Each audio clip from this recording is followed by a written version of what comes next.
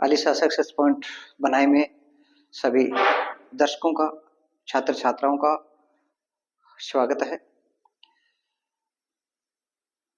मैं प्रभु राम चोपड़ा, अपना विषय है संस्कृत और संस्कृत में व्याकरण चल रहा है। व्याकरण में कारकम कारक के बारे में हम पढ़ रहे हैं। कारक के हमने 5 व्यक्तियां पढ़ लिए हैं, 5 व्यक्तियों के बारे में ज्ञान प्राप्त कर लिया है। और 5 व्यक्ति मैंने पिछली क्लास के अंदर बताया था कि अपादाने अलग होने का जहां भाव प्रकट होता है वहां 5वें व्यक्ति का प्रयोग होता है। जैसे मैंने बताया था कि वृक्ष से पत्ते अलग हो रहे हैं, तो किससे पत्ते अलग हो रहे हैं? वृक्ष से हो रहे हैं ना, तो वृक्ष जो शब्द है उसमें 5वें व्यक्ति का प्रयोग होता है, ठीक है ना। इसी प्रकार कोई जैसे किसी शहर से अलग हो रहा है, जैसे जयपुर से राम आ रहा है, तो राम कहां से आ रहा है? जयपुर से आ रहा है, तो जयपुर जो शब्द है उसमें अपादान कारक होता है और अपादान कारक में 5वीं व्यक्ति होती है, ठीक है ना। इस प्रकार आज हम षष्ठी व्यक्ति यानी छठा कारक है संबंध कारक होता है। कौन सा है? छठी व्यक्ति संबंध कारक होता है।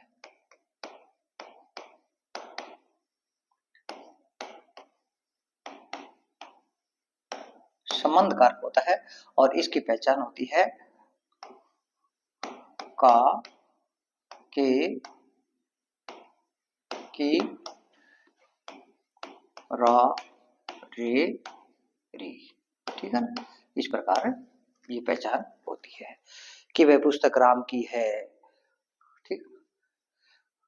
राम दशरथ का पुत्र है, तो संबंध होगा ना, तो संबंध कारक षष्ठी व्यक्ति होती है।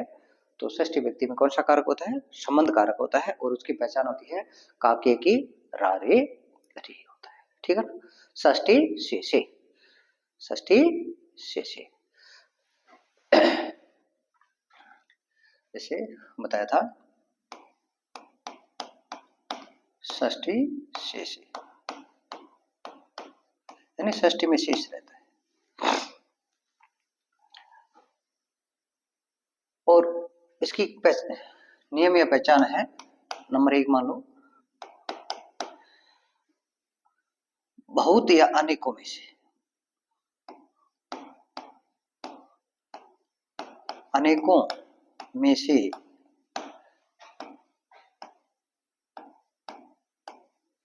एक को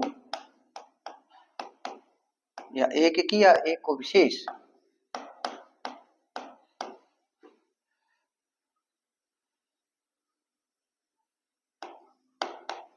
बताने पर और तमप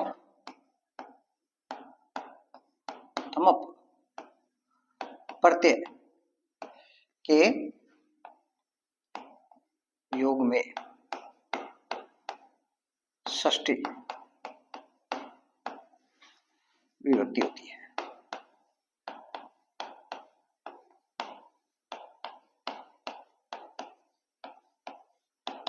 ठीक है ना।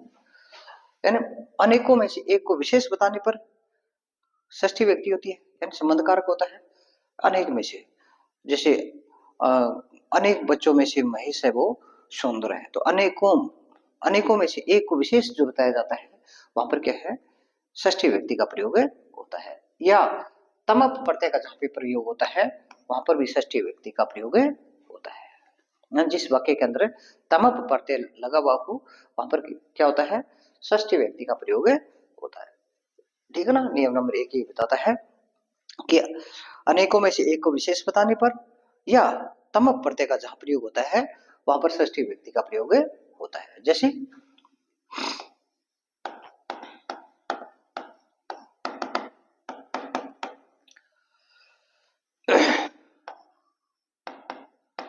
कवि नाम कालिदास श्रेष्ठ है, कालिदास है श्रेष्ठ है अस्ति। कवि नाम क्या है? कवि नाम रामा नाम, राम शब्द की षष्ठी व्यक्ति बहुवचन क्या होता है? रामा नाम होता है। तो इसी प्रकार कवि, कवि की षष्ठी व्यक्ति कहते हैं बहुवचन कवि नाम होता है। तो कवियों में, ठीक है, कवि यानी अनेकों में से एक विशेष है, कवि नाम कालिदास है, यानी कवियों में से कालिदास श्रेष्ठ है, कवि नाम होता है। ठीक है, तो यहाँ पर रेखांकित शब्द है, इसमें कौन सी व्यक्ति है और क्या कारण है? बहुतों में से या अनेकों में से एक की विशेषता बताने पर या एक को विशेष बताने पर षष्ठी व्यक्ति का प्रयोग हुआ है। जिस खंड के अंदर जो ये लिखा हुआ हो भी अनेकों में से एक को विशेष बताने पर षष्ठी व्यक्ति का प्रयोग हुआ है, तो वहां पर उसको कॉलम को टिक करना चाहिए सही। ठीक है, इसी प्रकार अन्य उदाहरण,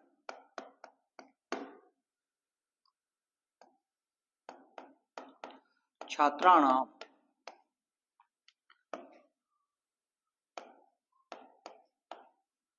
मोहन, छात्राणाम मोहन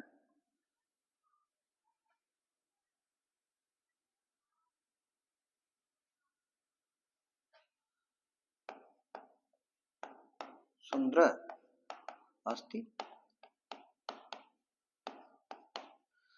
छात्राणाम छात्रों में से, ठीक है ना, रामस्य रामयुः रामाणाम।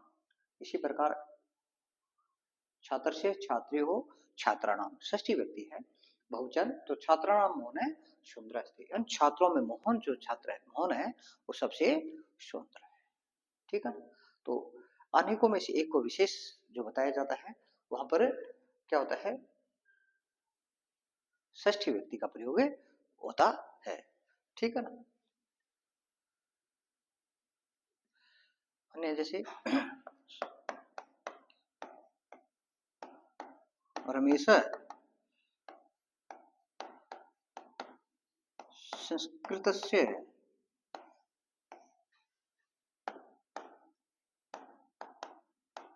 पुस्तकं पठति। रमेश संस्कृत से पुस्तकम पढ़ती है, रमेश किसकी पुस्तक पढ़ता है? संस्कृत की पुस्तक पढ़ता है। तो संबंध हो गया ना, तो संबंध कारक है यहाँ पे, तो संबंध कारक के अंदर षष्ठी व्यक्ति का प्रयोग हुआ है। मान लो कह दिया कि रेखा के शब्द में कौन सी व्यक्ति का प्रयोग हुआ है, क्या कारण है? तो संबंध कारक होने के कारण यहाँ पे क्या है? संबंध कारक बताएंगे, संबंध कारक होने के कारण यहाँ पे षष्ठी व्यक्ति का प्रयोग हुआ है, यानी षष्ठी शेष, यानी शेष यहाँ पर संबंध कारक है, संबंध कारक के कारण यहाँ पर क्या है? षष्ठी व्यक्ति का प्रयोग हुआ है। ठीक है ना, इस प्रकार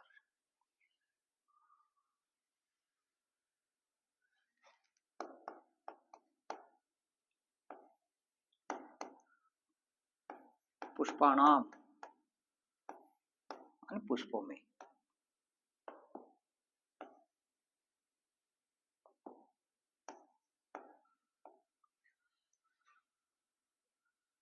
पुष्पाणाम कमलम पुष्पम सुंदर अस्ति।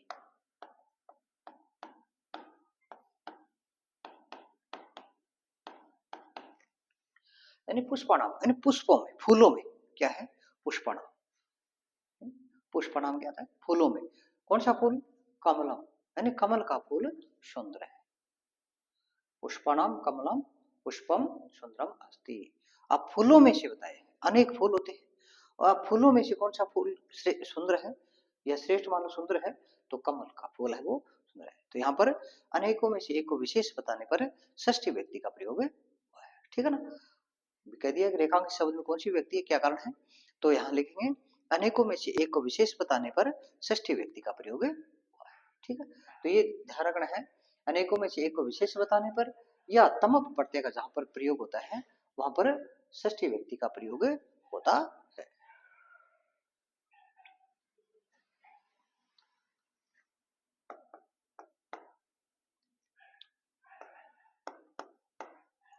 मोहन क्या है? मोहन है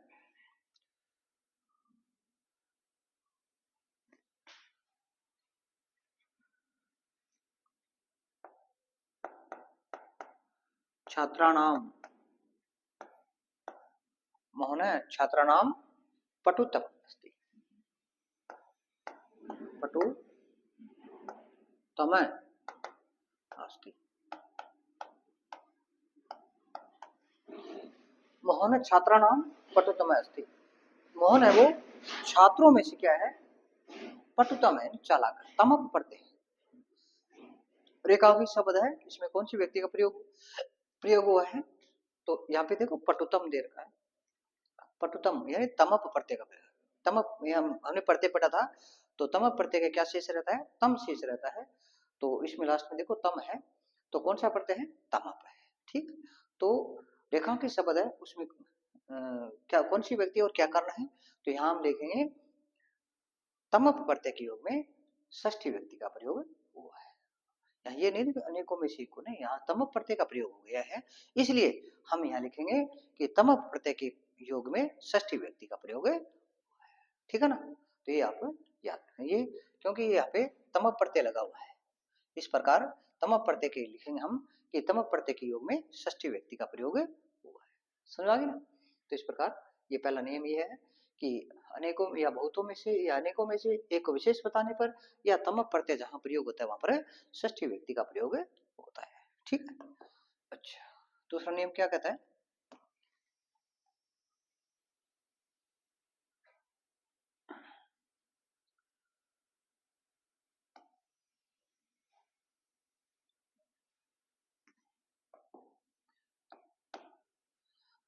कुछ शब्द है निम्न शब्दों के योग में षष्ठी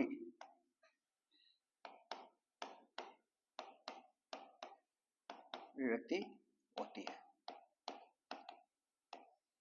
ठीक है ना, निम्न कौन से शब्द है, जैसे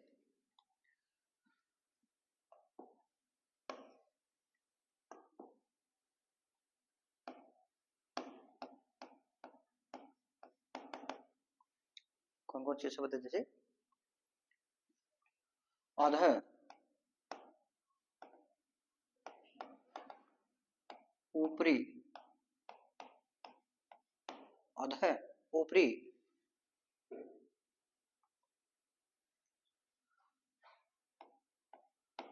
पूरे, समक्षम, अधः ऊपरी, पूरे, समक्षम,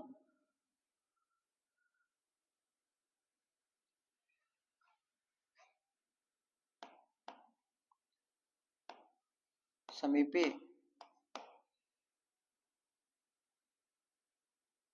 मध्ये,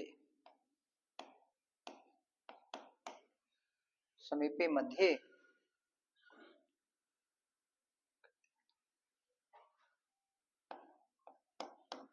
कृते, अंतः, अधः ऊपरी, पूरे, समक्षम, समीपे, कृते, अंतः और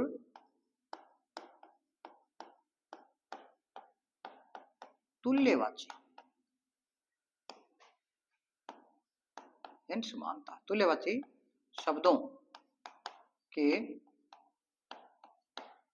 योग में भी षष्ठी होती है, यानी षष्ठी व्यक्ति का प्रयोग होता है, षष्ठी होती है। जैसे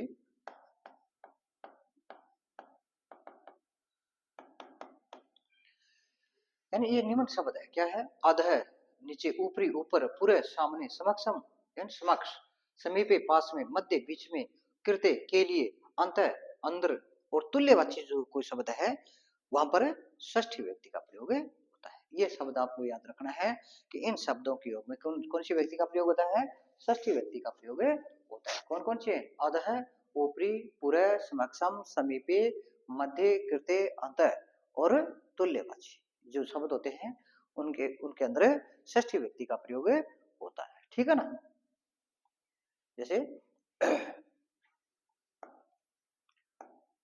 वृक्षस्य अधः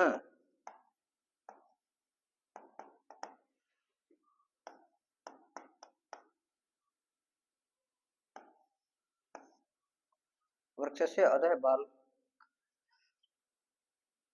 बालकः शेते।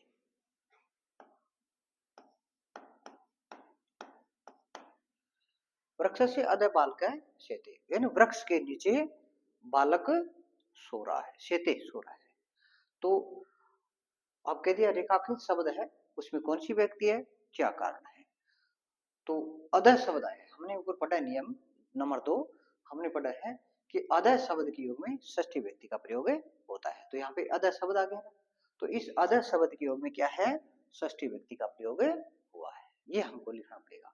यह लिखा हुआ जहां भी है ABCD के अंदर, तो हम उसको टिक मार्क करेंगे कि अधः के योग में षष्ठी व्यक्ति का प्रयोग हुआ है, ठीक है ना। तो ये शब्द याद रखना है कि ये छोटी सी है, छठी और सातवीं दोनों व्यक्तियां, तो कुछ थोड़ी सी है, इनको याद आपको रखना है। तो अधः के योग में षष्ठी व्यक्ति का प्रयोग हुआ है, ठीक है ना। चलो अगला नियम, अगला उदाहरण क्या है,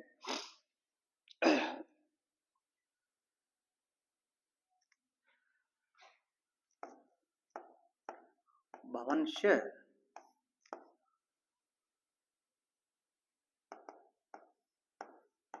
उपरि खग अस्ति। भवनस्य उपरि खग अस्ति, भवनस्य, ठीक है ना। तो ऊपरी ऊपर हो गया, अपने नियम में है ना ऊपरी ऊपरी, तो ऊपरी शब्द के योग में षष्ठी व्यक्ति का प्रयोग है। हम क्या लिखेंगे कि ऊपरी जो शब्द है इसके योग में क्या है, इसमें षष्ठी व्यक्ति हुई है, भवनस्य, रामस्य, ठीक है ना। तो रूप है वो आपको याद रखना पड़ेगा, विशेष रूप से आपको राम, लता और फल का, ठीक है ना। कम से कम एक, कम से कम बता रहा हूं ये तो, यानी एक पुल्लिंग, एक स्त्रीलिंग और एक नपुंसकलिंग, ये 3 रूप आपको निश्चित ही याद रखने पड़ेंगे एक एक।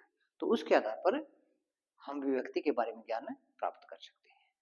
आगे कोई अपने कोई शब्द को ध्यान नहीं हो तो कम से कम ये तो ध्यान रखते हैं कि इसमें कौन सी विभक्ति है, तो उसके आधार पर हम बता सकते हैं हाँ इसमें ये व्यक्ति है, तो फिर अपने शब्द याद आ जाए कि इन शब्द के योग में षष्ठी व्यक्ति का प्रयोग होता है या पांचवी का होता है, चौथी का, जो भी है, ठीक है। तो तो ऊपरी है, ऊपरी शब्द के योग में यहाँ पर षष्ठी व्यक्ति का प्रयोग हुआ है, ठीक है ना। अच्छा, अगला क्या है,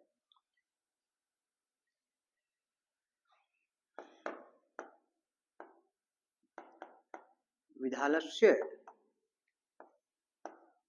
पुरे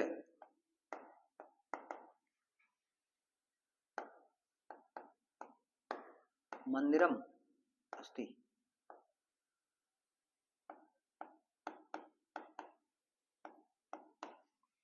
विद्यालस्य पुरे मंदिरम अस्ति, तो विद्यालस्य शब्द है, इसमें कौन सी व्यक्ति है, षष्ठी व्यक्ति है। क्या करना है, पूरे, पूरे जो शब्द है आपने देखो नियम में आया है पूरे, तो इस पूरे के योग में क्या है, षष्ठी व्यक्ति है, ठीक है ना। तो हम बताएंगे कि रेखांकित शब्द में पूरे के योग में षष्ठी व्यक्ति का प्रयोग है, ठीक।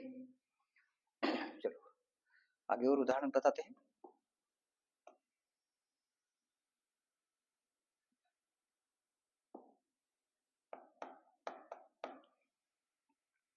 आगे क्या उदाहरण है,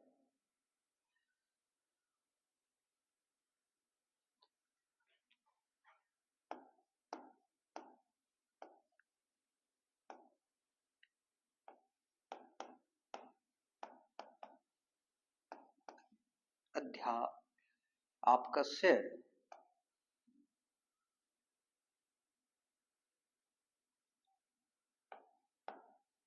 समीपम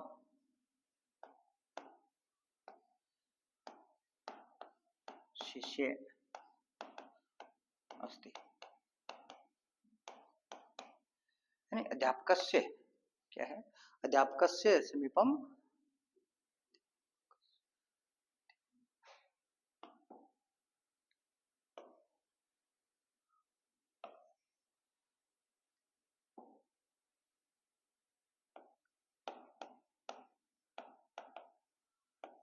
अध्यापकस्य समीपम शिष्य अस्ति। अध्यापक के समीपम यानी पास में शिष्य अस्ति, शिष्य है।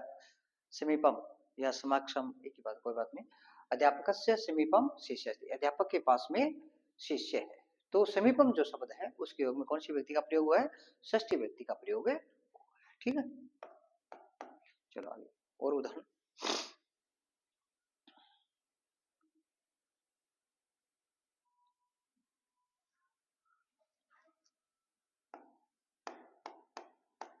नगरस्य समीपम ग्राम अस्ति।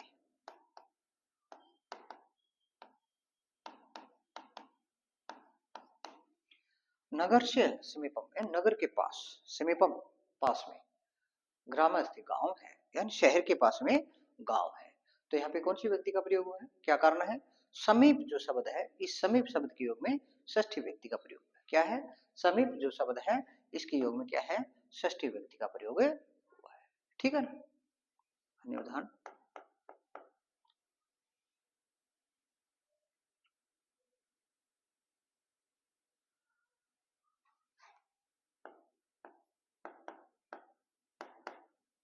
पशूनां मध्ये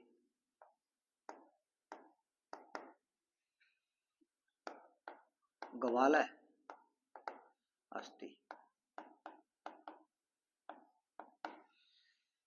पशुनाम मध्य गवाला अस्ति, यानी पशुओं के मध्य मन बीच में। गवाला यानी गवाला है, चारा यानी चराने वाला, चारागाह है। ठीक है ना।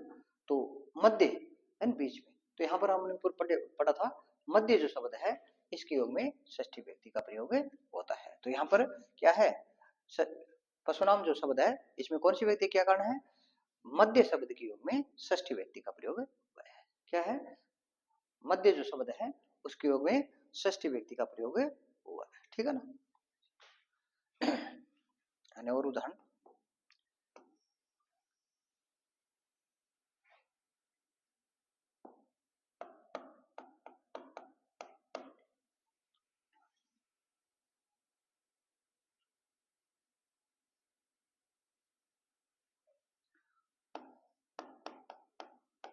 बालकस्य कृते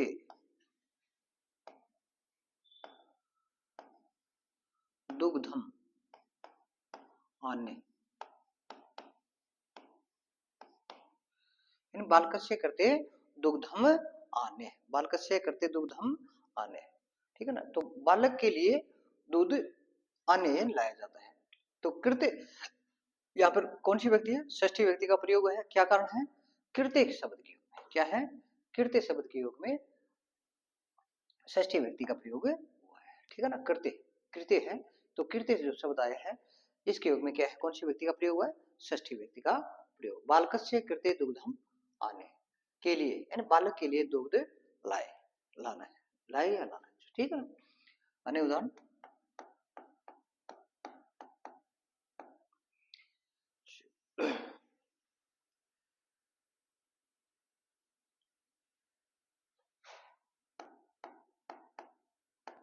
ग्रामस्य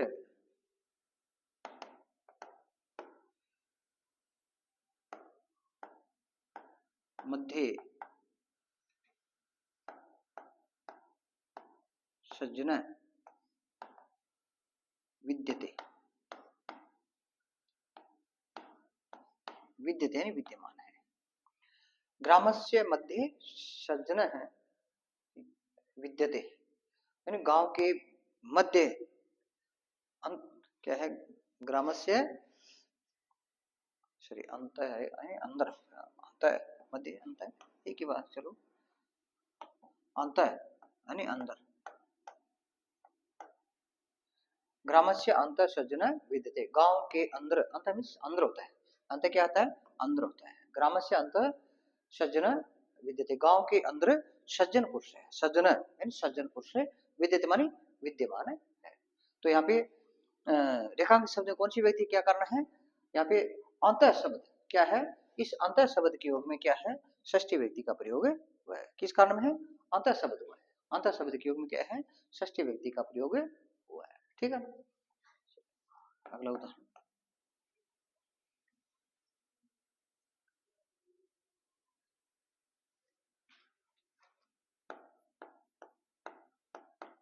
सुरेश महेशस्य महेशस्य तुल्य अस्ति।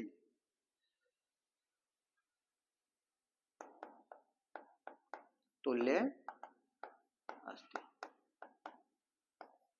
तुल्य समान। सुरेश है महेशस्य तुल्य अस्ति, सुरेश है वो महेश के समान है, तुल्य है। तो यहाँ पे रेखांकित शब्द में कौन सी व्यक्ति और क्या कारण है? तुल्यवाची शब्द के योग में। अपने परिभाषा में पढ़ा था कि तुल्यवाची शब्द के योग में षष्ठी व्यक्ति का प्रयोग होता है, समानता। तो यही यहाँ पे तुल्यवाची शब्द है, इस कारण यहाँ पर षष्ठी व्यक्ति का प्रयोग हुआ है। हम लिखेंगे कि तुल्यवाची शब्द के योग में षष्ठी व्यक्ति का प्रयोग होता है, ठीक है ना। तो ये तुल्यवाची शब्द है, वाक्य है, तो इसमें कौन सी व्यक्ति का प्रयोग हुआ है? षष्ठी व्यक्ति का प्रयोग हुआ है, ठीक है ना। तो ये दूसरा नियम है, छोटी सी व्यक्ति छठी, सातवीं इसके समक्ष है, समान सी है, कोई अंतर नहीं है खास। तो इसमें ये शब्द याद रखना है कि ये शब्द है अधः, ऊपरी, पूरे, समक्षम, समीपे, मध्य, कृते, अंतः और तुल्यवाची कोई शब्द आए वहां पर षष्ठी व्यक्ति का प्रयोग होता है, ठीक है ना। अनेकों में से एक को विशेष बताने पर वहां भी षष्ठी व्यक्ति का प्रयोग होता है, यानी अनेकों या बहुतों में से एक को विशेष बताते हैं वहां पर षष्ठी व्यक्ति का प्रयोग होता है, और तमप जाप प्रत्यय का प्रयोग होता है वहां पर भी षष्ठी व्यक्ति का प्रयोग होता है। और ये शब्द आपको याद रखना है कि अधः, ऊपरी, पुरः, समक्षम, समीपे, मध्य, कृते, अंत और तुल्यवाची शब्द है, इनके योग में षष्ठी व्यक्ति का प्रयोग होता है, ठीक है ना। इस प्रकार ये षष्ठी व्यक्ति छोटी सी है, इसी प्रकार सातवीं व्यक्ति भी इससे भी छोटी है, ठीक है ना। तो ये आपको याद रखना है, समझ में आ गई होगी, ठीक है।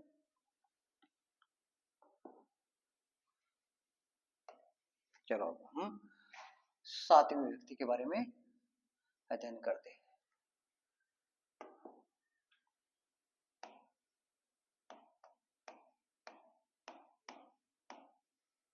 सप्तमी, सप्तमी व्यक्ति, सप्तमी व्यक्ति कौन सा कारक है? अधिकरण कारक, अधिकरण। कौन सा कारक है? अधिकरण कारक, ठीक है। अधिकरण कारक है और इसकी क्या पहचान होती है? या तो में अर्थ निकलता है या पर, में या पर अर्थ निकलता है। कोई वाक्य है उसमें उसमें यानी या तो में लगा हुआ मिलेगा वाक्य के अंदर, अर्थ निकलता हो, या पर, ठीक है ना। तो ये अधिकरण कारक की पहचान, और अधिकरण कारक में चौथी व्यक्ति का प्रयोग होता है। वही छठी व्यक्ति और सातवीं व्यक्ति लगभग समान है। जैसे नियम एक है इसमें,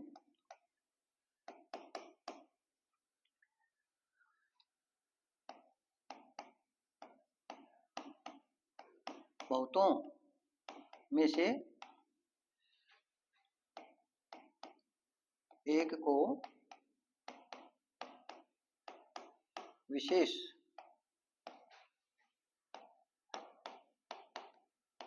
बताने पर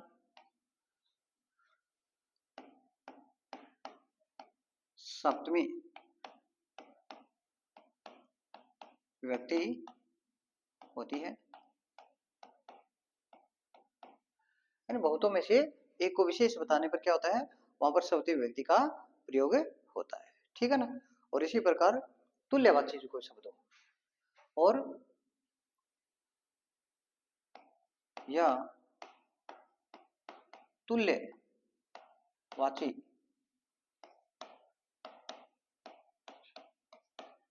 शब्दों के योग में सप्तमी होती है, यानी सप्तमी व्यक्ति होती है, सप्तमी होती है, ठीक है ना। जैसे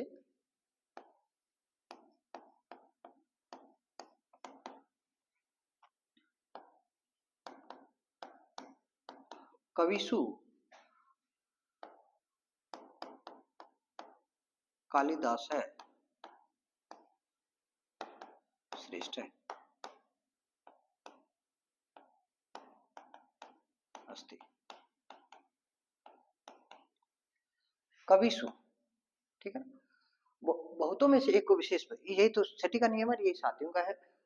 इतना बहुतों में से या अनेकों में से एक को विशेष बताया जाता है, वहां पर षष्ठी का होता है और वहीं पर सातवें व्यक्ति का प्रयोग होता है। लेकिन मैंने आपको अभी बताया था, आपको रूप याद करना है। रूप आप याद होगा तो आप बता सकते हैं कि इसमें षष्ठी व्यक्ति है या इसमें सप्तमी व्यक्ति, क्योंकि इसकी पहचान एक जैसी है। इसलिए आपको ध्यान रखना है कि इसमें व्यक्ति कौन सी है, षष्ठी है या सप्तमी, क्योंकि इसके विशेष बताया बहुतों में से एक को। इसी प्रकार देखो वहां पर कवि नाम था, यहाँ पे कविसु है, कविसु कालिदास है श्रेष्ठ है, यानी कवियों में कालिदास श्रेष्ठ है, ठीक है ना। तो पहचान एक जैसी है, लेकिन ये जो रेखांकित शब्द है इसमें आपको रूप चला करके ध्यान रखना है कि राम का रूप है या फल का रूप, नपुंसकलिंग हो तो फल का, या स्त्रीलिंग हो तो लता रमा का। इस प्रकार वो रूप आप याद करोगे तो उसके आधार पर रूप याद होगा, तो उसके आधार आप बता सकते हैं इसमें षष्ठी व्यक्ति है सप्तमी है, ठीक है ना। तो यहाँ अनेकों में से एक को विशेष बताया गया है, इस कारण यहाँ पर सप्तमी व्यक्ति का प्रयोग है, ठीक है।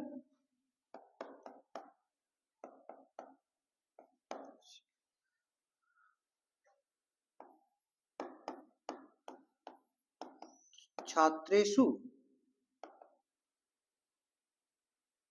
विसर्ग नहीं आएगा। छात्रेषु महिष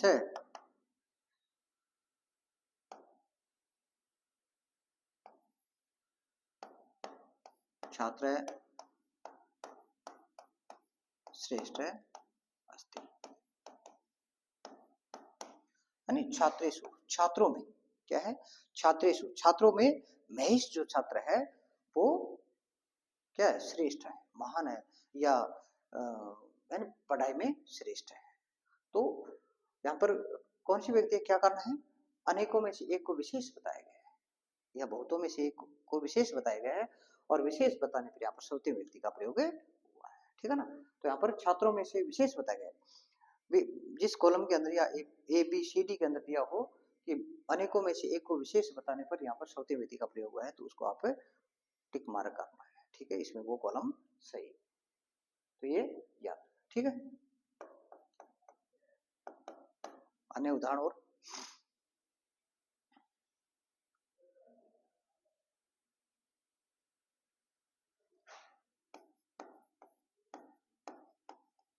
श्रेष महेशस्य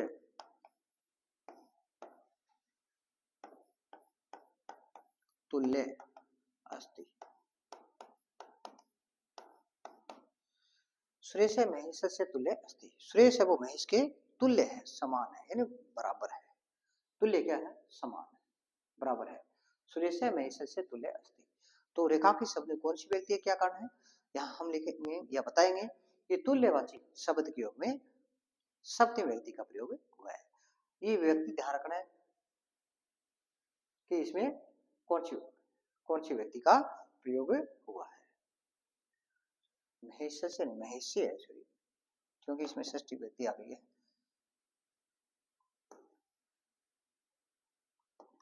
महेशे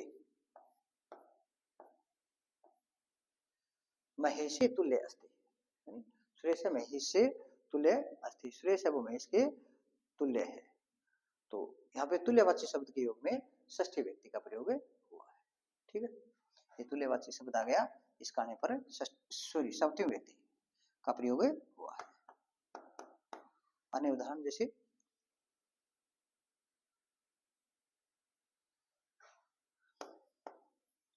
सीता